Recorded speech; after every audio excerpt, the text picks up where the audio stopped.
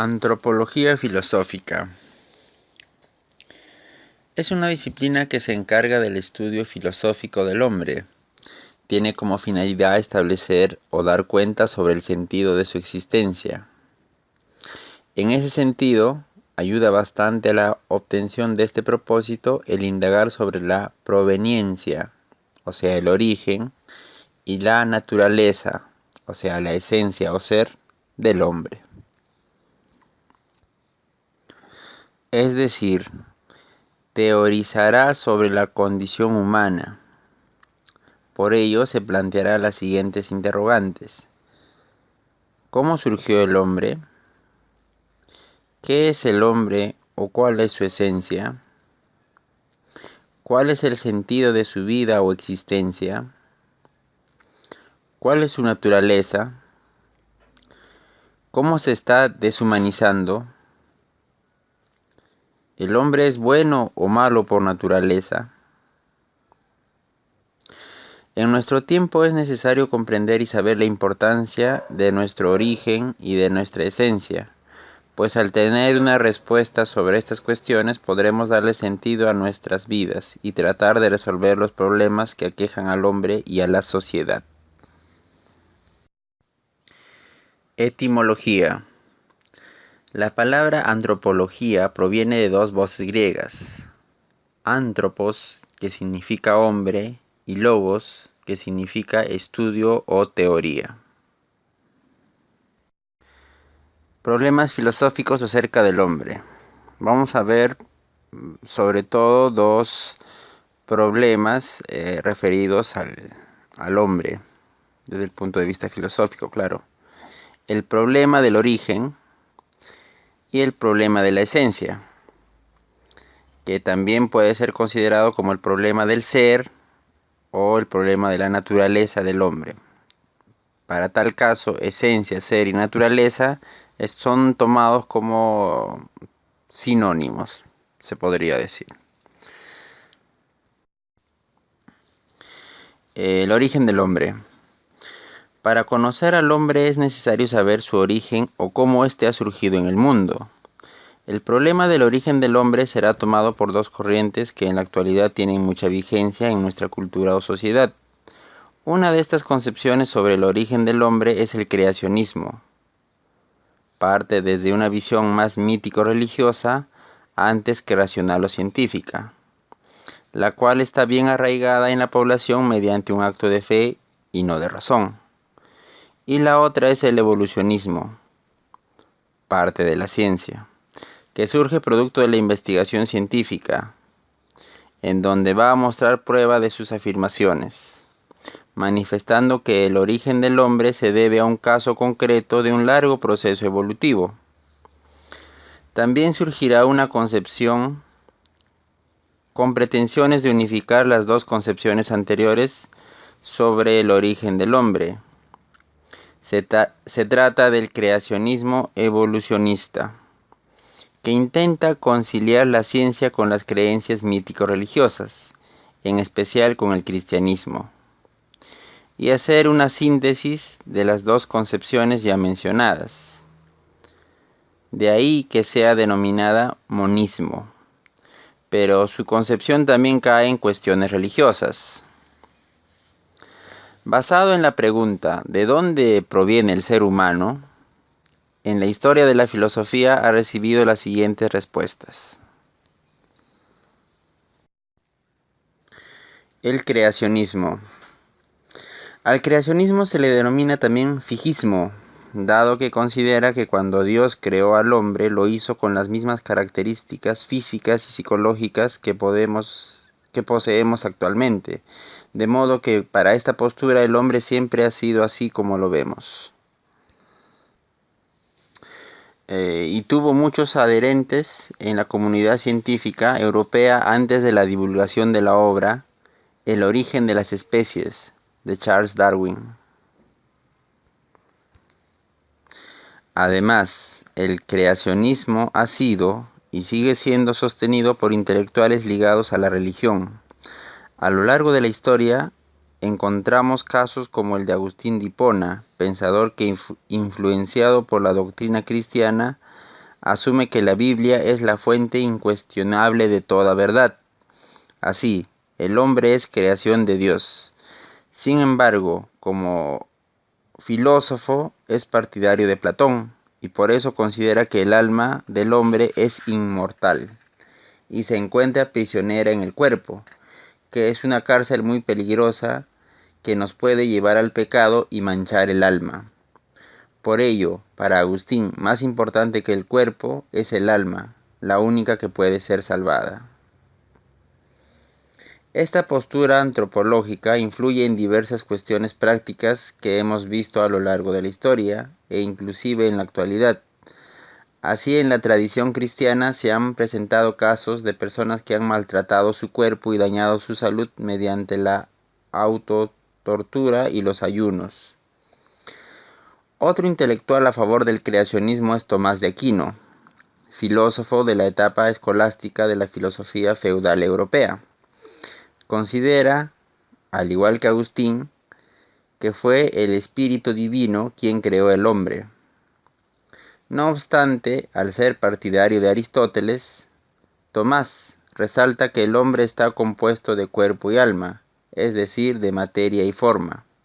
Si bien hay otros seres que tienen alma como los vegetales y animales, en el hombre se encuentra el alma racional, que le permite emitir juicios y razonamientos para poder defender los dogmas religiosos.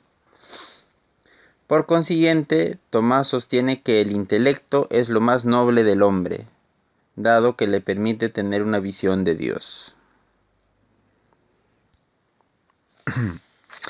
En resumen, diremos que sus defensores más destacados son los filósofos medievales Agustín de Hipona, quien afirmaba que el Espíritu Divino ha creado al hombre a su imagen y semejanza y que siendo el hombre esencialmente espíritu, el destino que debe tener es la salvación, es decir, el retorno a Dios. Esta teoría también fue defendida por los científicos naturalistas Linneo en los años 1700 y Cuvier también por aquellas épocas. Según este último, Dios es el creador de todas las especies y ellas permanecen invariables a través del tiempo. El evolucionismo. En oposición al creacionismo surge el evolucionismo, postura filosófica que asume las investigaciones científicas que, principalmente desde finales del siglo XVIII e inicios del XIX, se han realizado sobre el origen no solo del hombre, sino del resto de especies. Para el evolucionismo, el hombre no siempre ha tenido la misma fisonomía, puesto que está en constante transformación de millones de años desde seres muy simples.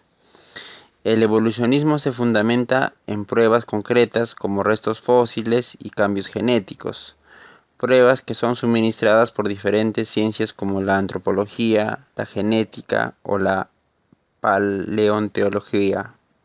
Existen pruebas suficientes, sólidas como para que sean admitidas por la comunidad científica como un conocimiento verdadero. De esa forma, el evolucionismo asume los conocimientos proporcionados por diversos científicos como el francés Jean-Baptiste Lamarck, quien si bien sostuvo que la vida apareció espontáneamente, señala que no ocurrió lo mismo con las especies. Estas se han ido modificando con el paso del tiempo debido a que ciertas partes del cuerpo de un individuo van desarrollándose o atrofiándose según la utilización que se les dé, transmitiéndose ese desarrollo a sus descendientes por herencia. Esta tesis es conocida con el nombre de la ley del uso y del desuso. Otro investigador que aportó notablemente al evolucionismo fue Charles Darwin, investigador inglés que a pesar de ser teólogo, tuvo que asumir lo que la realidad le mostraba, que los seres vivos están en constante desarrollo y transformación. Entre las tesis científicas de Darwin que fundamentan el evolucionismo filosófico tenemos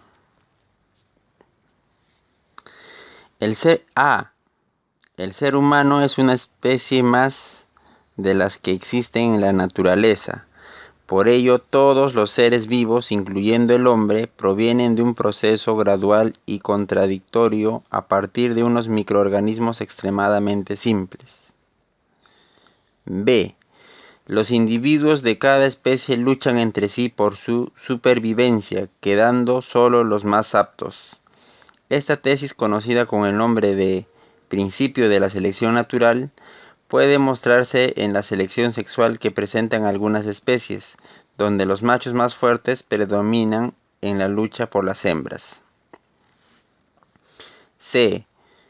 Las características que posee un determinado individuo se transmiten por herencia.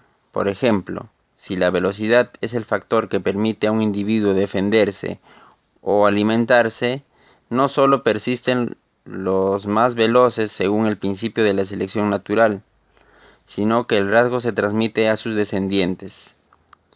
Este último planteamiento, que como hemos visto también fue propuesto por Lamarck, pero con algunas variantes, tuvo además una mayor rigurosidad con la investigación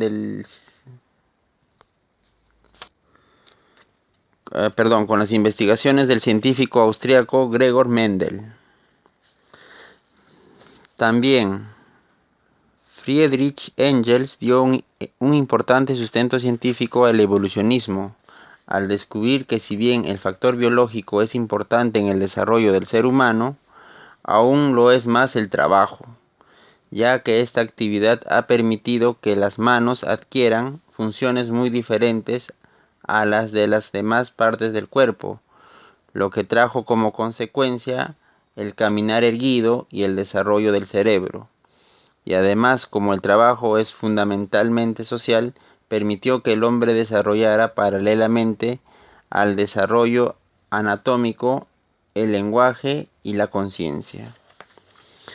Como vemos, el evolucionismo busca fundamentarse en la ciencia, pero decae al presentar al hombre como un ente estrictamente dependiente de los factores biológicos y por lo tanto instintivo y egoísta desde un inicio. Este aspecto fue respaldado por los filósofos como el inglés Herbert Spencer, quien sostuvo una teoría evolucionista que tomó como el punto de partida la tesis de Lamarck, aunque estos conocimientos lo extienden hacia toda la realidad, considerando así que hay una constante evolución en todo el universo. Spencer aplica también la teoría evolucionista a las sociedades. Postula que éstas cambian y progresan por sí mismas. Por lo tanto, no es necesaria alguna transformación radical en los grupos humanos. De ahí que en política Spencer muestra una clara posición conservadora.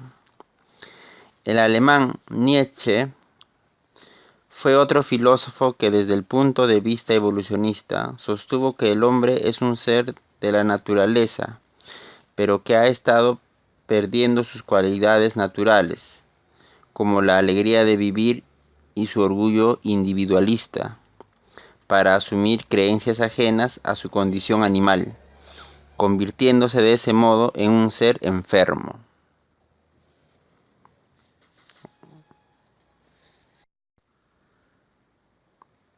Creacionismo evolucionista, también conocida como monismo.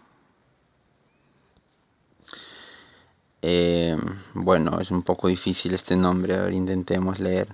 Dice, el teólogo y paleontólogo francés Pierre Teilhard de Chardin ha considerado que la teoría de la evolución planteada inicialmente por Darwin es incuestionable, dado que existen pruebas fósiles que fundamentan la validez de la teoría. Pero por otro lado, siendo él jesuita, considera necesario tratar de unir el creacionismo con el evolucionismo para justificar su religión. Por ello, Chardin se dedica a la investigación paleontológica, pero utiliza sus investigaciones para una interpretación religiosa de la evolución. Para este teólogo, Dios es el alfa y el omega, el principio y el fin. Dios inició el mundo, permitió que desde seres simples, pero cada vez más complejos, se lleguen a los homínidos y luego al hombre actual. Sin embargo, Chardin sostiene que con el hombre actual no termina la evolución, sino que el proceso continúa hacia una etapa que denomina Cristosfera, que es donde el ser humano llega a ser espiritual y unirse finalmente con Dios. Vemos entonces que para este pensador francés, la evolución se inicia con Dios, pero también termina con Él.